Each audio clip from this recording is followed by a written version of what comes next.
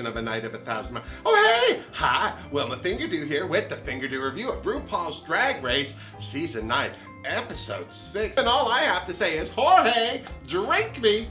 Ooh, what is that? It's so sparkly and colorful. It's called hard candy. It's hard and candy-ish. All right, so let's get to it. Well, the girls said goodbye to Eureka until little Pheromone threw out her claws at Nita Bonita, asking her if she really even wanted to be there. Even Valentina's face said it all for me. Ooh, but seriously, I was surprised that Farrah said that. I mean, obviously, she really wants to be there and is starting to wonder why people like Nina aren't in the bottom two. Well, the point is, Farrah, she's a little more creative than you are, and she thinks a little better than you do. That's all. You're a lovely little girl. You stand there and look good, but there's more to being a drag queen than that. And so, Nina stood up for herself, the girls rallied behind her, Farrah seemed to get over herself, and they moved on to Ru, showing up to let them know the same was Snatch Game. So the girls knuckled down and got ready with their celebrity impersonations. Now may I just have a moment to say, I totally agree with Michelle Visage. I am sick and tired of these queens impersonating other queens. Celebrities, diehard celebrities, I think that they should make it classic Snatch Game so that these girls do more characters like Marlena Dietrich, which Sasha Velour killed, and Liza Minnelli, which Alexis Michelle killed. Now, I don't even mind some of the girls doing like odd celebrity, like Pheromone doing Gigi Gorgeous, because that girl, she's Canadian, this is how I know all this, she's just a trans girl with a YouTube channel, but she is now an international star. A lot of people still don't know who she is, but then a lot of people still don't know who Candace Kane is, and I think she's a superstar too. Seriously. But the big news during the workroom was Peppermint. She came out as trans. Now, this is not done lightly by anybody, by any means, no matter how inclusive the world is becoming. And let's just say, Caitlyn Jenner doesn't seem to help all that much either. Seriously. God bless Pepper and the crew. I mean, all the girls were so supportive, which is so nice. It was very not Survivor, is what I'm saying. Some people, it freaks them out. Other people shut down. Others don't give a hill of beans. I'm one of those people. I don't care. As long as you're happy, I will refer to you as anyone you want, any sex you want. I don't care. It doesn't matter to me. As long as you're happy and as long as I don't have to pay extra, do you know what I'm saying?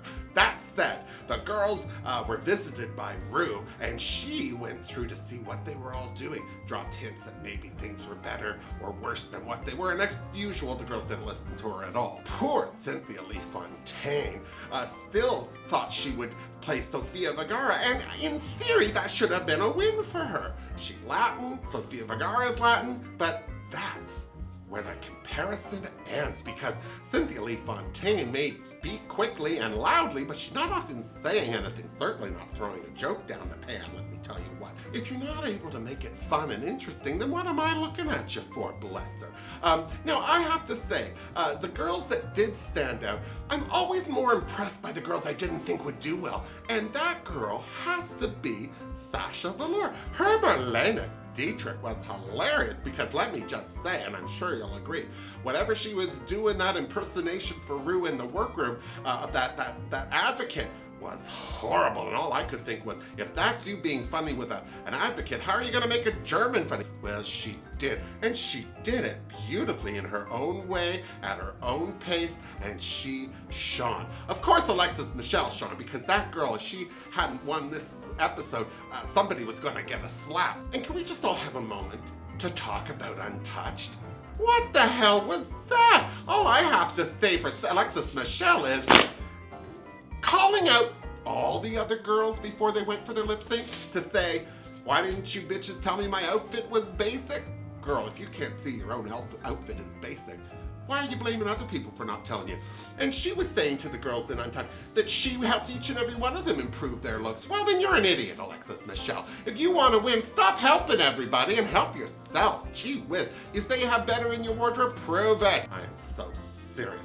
So, the girls did Snatch Game, and as I said, Alexis and Sasha stood out. But one of the girls that really impressed because she was so funny was Shea Coulee as Naomi Campbell. So funny. Another standout had to be my girl, Nina Bonina Brown, with her Jasmine Masters impersonating. Now, of course, if you're like me and have been watching Nina impersonate Jasmine Masters over the last year, she got that locked down. She is so funny, and she nailed it hard and fast. Poor Jasmine.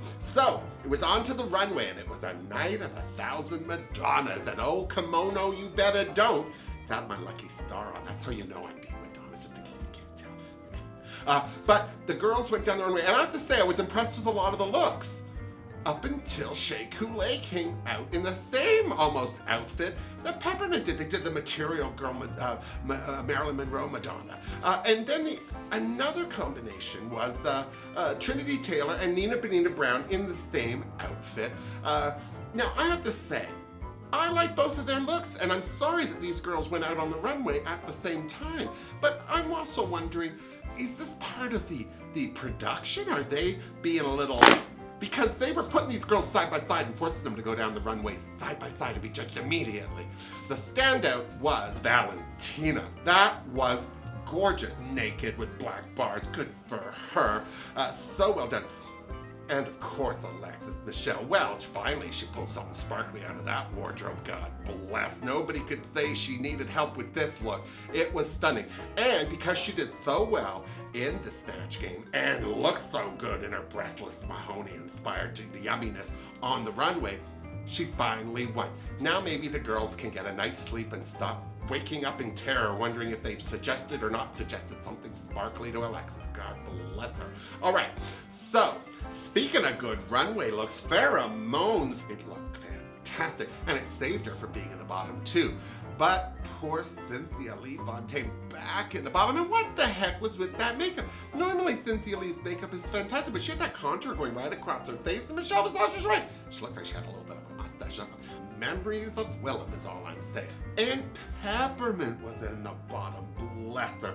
But, as Peppermint said, this is what she does. And she said she felt sorry for Cynthia Lee Fontaine. I have to say, after I watched Peppermint perform, I did too. She killed that lip sync. She looked fantastic with her robot and her, oh, it was so funny and so energetic. And I felt bad for Cynthia Lee when she did the splits again. It's like her one big finishing move, and really it finished her. So she went home, bless her. Peppermint was safe. Alexis Michelle won. The children can sleep well tonight. So, who do you think's gonna go next week? Farrah's still on the bubble, but now that they're starting to weed some of those weaker girls out, who could it be next? Somebody's gonna have to make a big faux pas, which is French for mistake. It could be Nina if she's still down on herself. We don't know. Let's hope not. Either way, you're gonna have to tune in to Out TV and Out TV Go next Friday to find out. And then when you're done, come on back and see me, and you and I'll compare notes. Till then, miss me! Mwah! Ooh, I love this heart.